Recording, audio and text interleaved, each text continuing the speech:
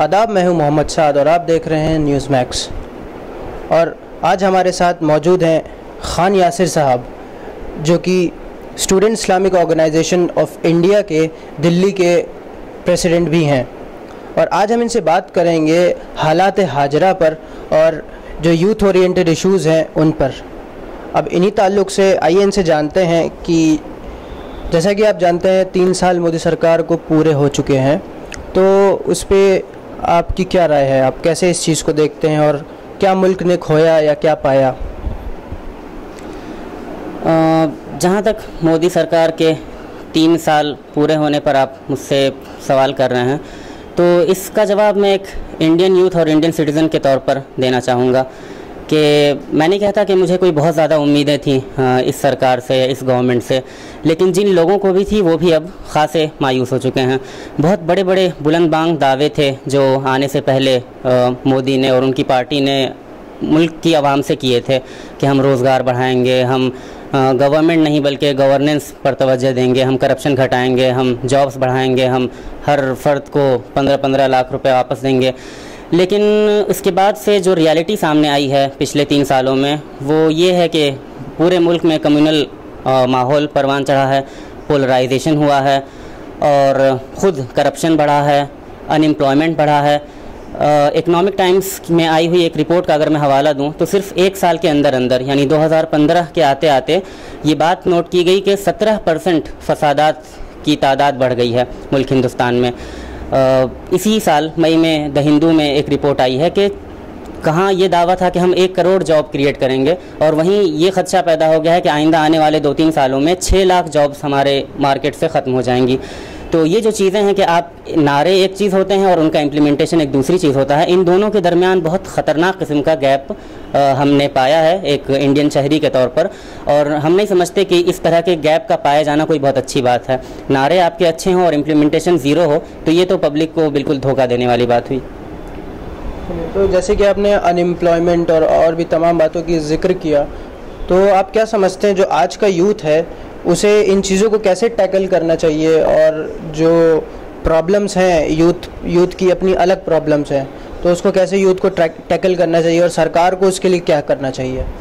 नहीं, चूँकि आप सवाल जो है वो पॉलिटिकल प्लेन पर पूछ रहे हैं, इसलिए जवाब को वैसा ही होना पड़ेगा। वरना मेरे हिसाब से यूथ्स के सामने जो प्रॉब्लम है उनका एक स्पिरिचुअल डायमेंशन भी है कि वो रूहानी तौर पर भी बहुत सारे मसाइल का शिकार हैं, वो माशी तौर पर या मजहबी तौर पर या और भी दीगर बहुत सारे मसाइल का शिकार हैं। लेकिन आप जो सियासी रिस्पांस के तौर पर बात दे रहे हैं, तो वहाँ पर पहली नसीहत जो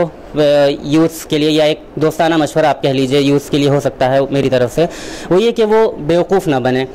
क्योंकि जब अच्छे जाज़िबे नज़र नारे हमारे सामने आ जाते हैं तो और पिछली नाउमीदियाँ भी साथ होती हैं तो फ़ौरन वो एक बढ़ चढ़कर उसको गले लगाने की कोशिश करते हैं और उस चक्कर में अक़ल का दामन भी कई बार हाथ से छोड़ देते हैं। तो इस बहकावे में उनको कभी एक पॉलिटिकल पार्टी झांसा देती है, कभी दूसरी पॉलिटिकल पार्टी झांसा देती है और वो एक के बाद एक धोखा खाए चले जाते हैं और कोई भी पार्टी और कोई भी सियासतदान उनकी जो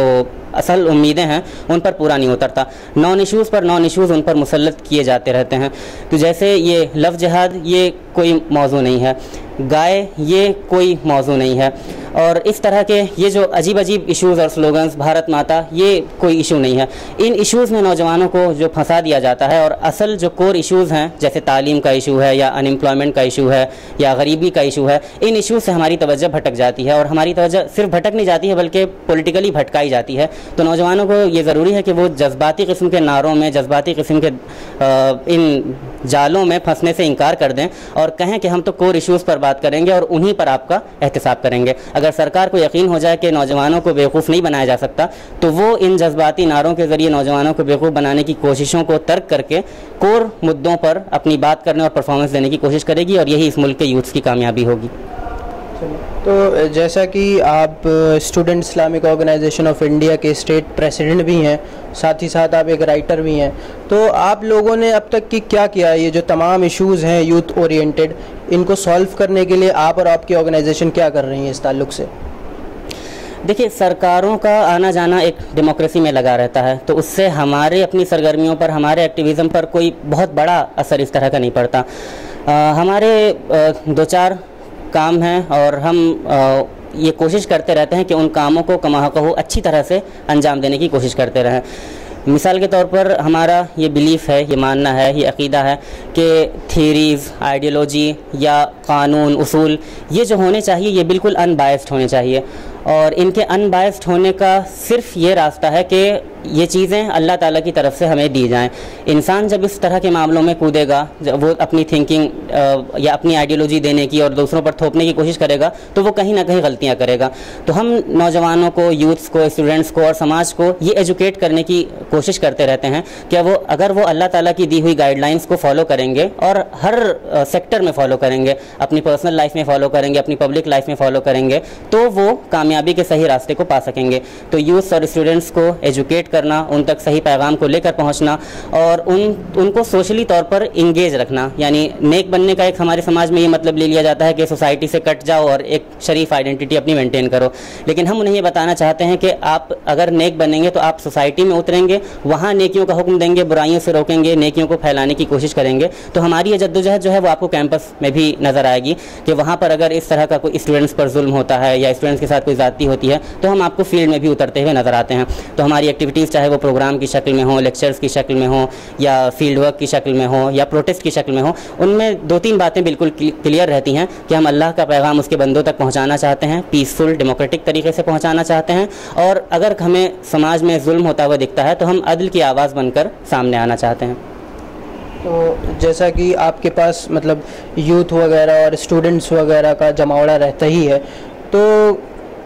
बहुत सारी तरीके की दिक्कतें सामने आती होंगी। तो यूथ की बेसिकली क्या दिक्कतें हैं, किन किन परिस्थितियों का उसे सामना करना पड़ता है अपनी ज़िंदगी को एक कामयाब ज़िंदगी बनाने के लिए? देखिए, स्टूडेंट एक्टिविज़म दुनिया भर में और ख़ुसूसन आज जो हिंदुस्तान में हमें नज़र आता है उसमें एक बुनियादी ख़राबी ये है कि भीड़ के इकट्ठा करने पर और शोर शराबे पर ज़रा ज़्यादा तवज्जो हो जाती है।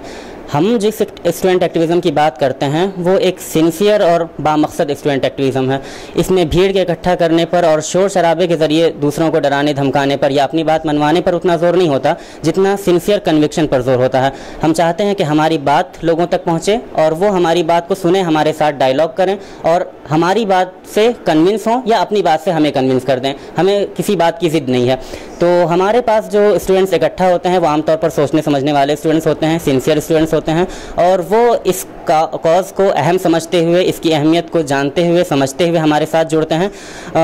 इसलिए ऐसा मुमकिन हो सकता है कि आपको हमारे यहाँ भीड़ कम नज़र आए, लेकिन मैं ये बात आपको इस बात की गारंटी दे सकता हूँ कि हमारे साथ जो लोग आपको मिलेंगे वो सिंसियर होंगे, सोचने वाले होंगे और समाज का और तलबा बरादरी का क्रीम होते हैं।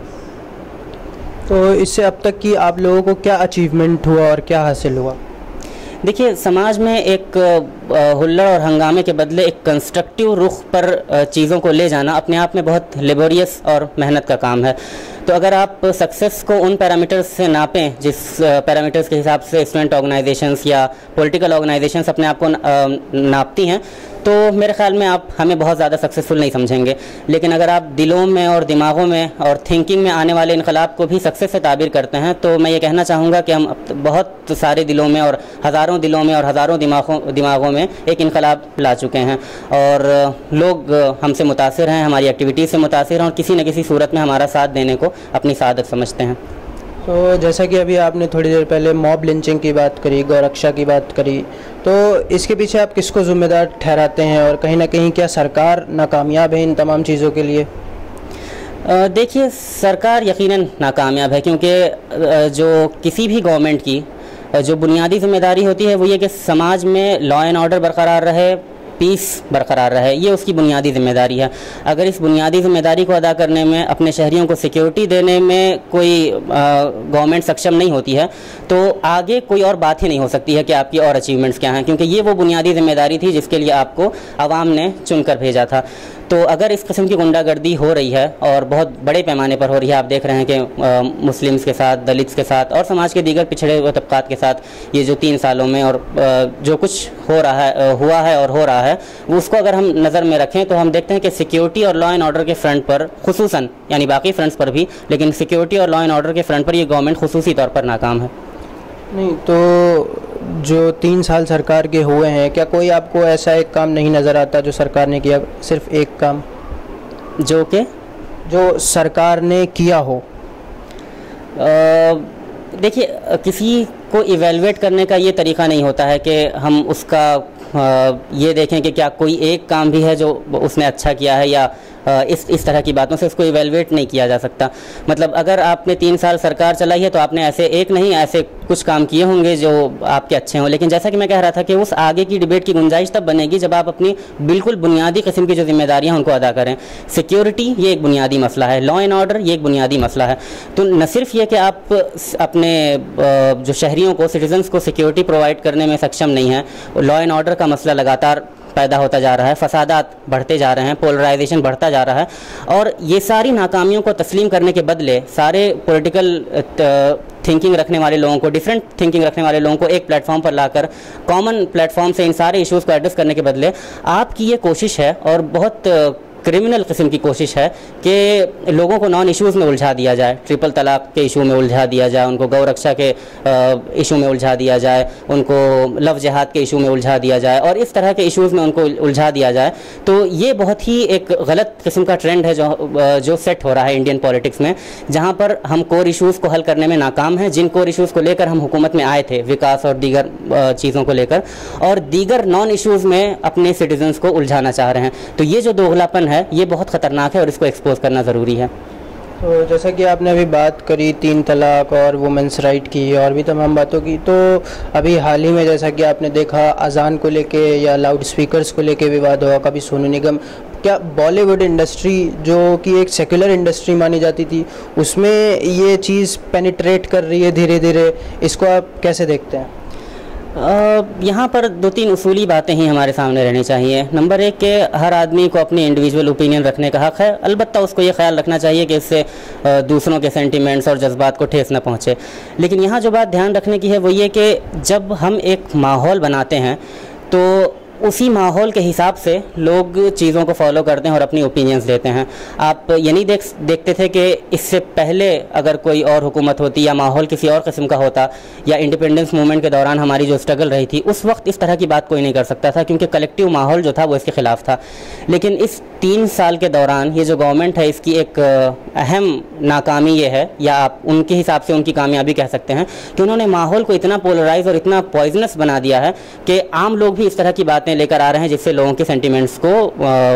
हर्ट हो रहा है। और ये चीज़ बहुत ज़्यादा परेशान कुन है कि हम ऐसी ओपिनियंस रखते हैं और ऐसी ओपिनियंस शेयर करते हैं जिससे आम लोग मुतासिर होते हैं और आम लोगों को बुरा लगता है। तो ये जो ट्रेंड है ये नहीं बताता है कि बॉलीवुड कैसा है और वो फलां इंडिविजुअल कैसा है जिसने ऐसी बात कही है, ये बात दर्शाता है कि हमारे मुल्क का कलेक्टिव माहौल किस किस्म का हो चुका है, जिसमें लोग इस किस्म की ओपिनियंस को एक्सप्रेस करने में अब समझ रहे हैं कि इससे हमें पॉपुलैरिटी मिलेगी। ये बहुत गलत ट्रेंड है जिसको गवर्नमेंट अगर फ़ौरन चेक ना करे तो हमारी सोसाइटी बहुत गलत रुख पर जा सकती है। तो आप इस चीज़ को कैसे देखते हैं? जैसे आपने भी तमाम चीज़ें कहीं, तो ट्विटर पे कोई जाता है, जैसे परेश रावल हो गए या अभिजीत भट्टाचार्य या और भी कोई XYZ हो गया, तो ट्विटर पे जाता है, कुछ भी 2-4 शब्द लिख देता है और उससे माहौल में काफ़ी अफरा तफरी हो जाती है। इस चीज़ पे क्या करना चाहिए लोगों को और सरकार को? नहीं, देखिए, ओपिनियंस पे कंट्रोल करने की कोई बात मैं नहीं करूँगा। मैं यहाँ फिर अपनी बात दोहराऊँगा कि कॉमन जो अफराद होते हैं वो फ़्लो में बहते हैं, तो उन पर वो फ़्लो में जब बहते हैं तो आपको इंडिविजुअली उनको क्रिटिसाइज़ करने का कोई सेंस नहीं बनता है। ये वही बात होती है जैसे आप जिस्म पे बहुत सारे फोड़े हो रहे हैं और आप एक एक फोड़े के पीछे पड़े हैं। असल में अगर जिस्म पे बहुत सारे फोड़े हो रहे हैं तो उसका मतलब ये है कि कहीं जिस्म के खून में कोई ख़राबी आ रही है। तो यहाँ मैं क्रिटिसाइज़ जिस चीज़ को कर रहा हूँ वो माहौल है जो इन 3-4 सालों में हमने देखा है कि परवान चढ़ाया जा रहा है। और ये सारी चीज़ें जो सामने आ रही हैं, फ़लाँ शख्स कुछ बोल रहा है, फ़लाँ शख्स कुछ बोल रहा है, ये इसलिए सामने आ रही है कि उनको ये कंड्यूसिव माहौल लग रहा है कि हमें पॉपुलर होने के लिए इस किस्म की बात कहना ज़रूरी है, और इसलिए लोग इस तरह की बातें पेश कर रहे हैं, इस तरह की ओपिनियन शेयर कर रहे हैं और एक हंगामा बर्पा हो जा रहा है।